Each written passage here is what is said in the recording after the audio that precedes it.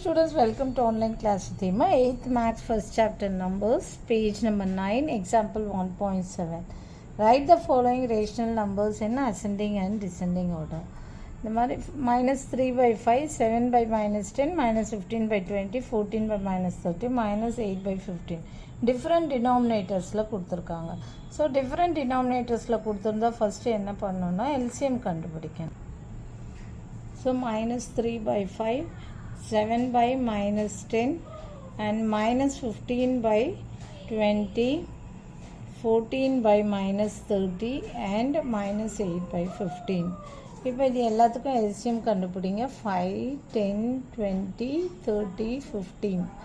Okay, இப்போ 5 டேபிள்ஸில் போட்டிங்கன்னா 1 5s are 5, 2 5s are 10, 4 5s are 20, 6 5s are 30, 3 5s are 15. Again 2 tablesல போட்டிங்கன்னா 1 1 2 3. Okay, 3 அப்படியே வந்துடும். ஓகே, நெக்ஸ்ட்டு 2 tablesல போட்டிங்கன்னா 1 1 1 3 3.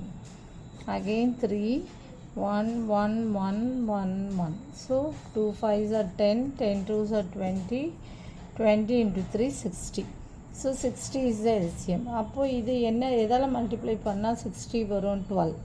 So multiply same number with the numerator. So minus 36 by 60. Okay, இது என்ன multiply பண்ணால் 60 வரும்?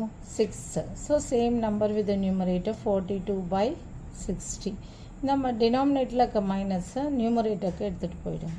இது 23s are 60. Same number with the numerator 15 4s are 15 3s are okay, 23s are 60. இதே நம்பர் தான் நியூமரேட்டருக்கு எடுத்துகிட்டு போகணும். 15 3s are 45 minus 45 by 60.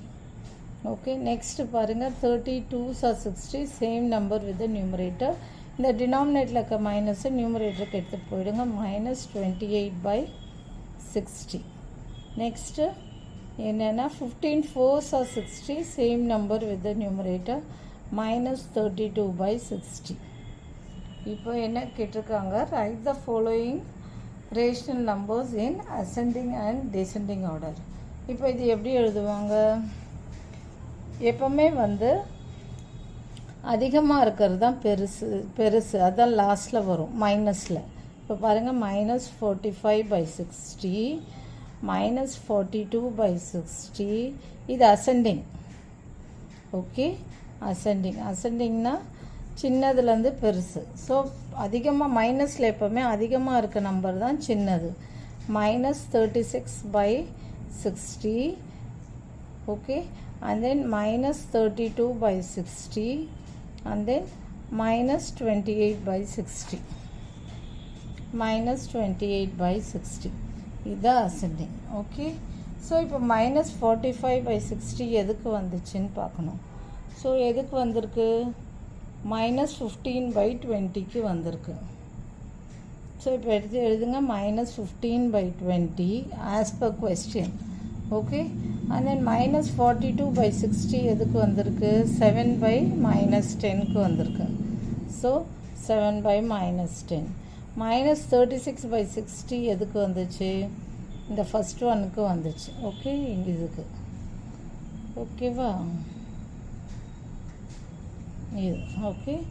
இப்போ இதுக்கு minus 36 by 60 எதுக்கு வந்துச்சுன்னா minus 3 by 5. minus 3 by 5.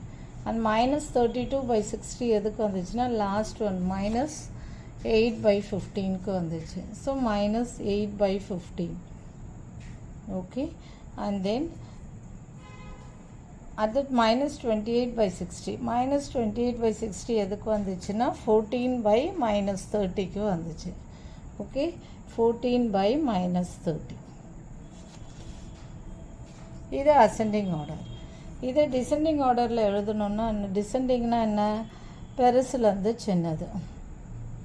So இது அப்படியே ரிவர்ஸில் எழுதுங்க. minus 28 by 60 and minus 32 by 60 தான் பெருசு. எப்போ டிசெண்டிங்னா சின்னதாக இருக்கிறது தான் மைனஸில் பெருசாக இருக்கும்.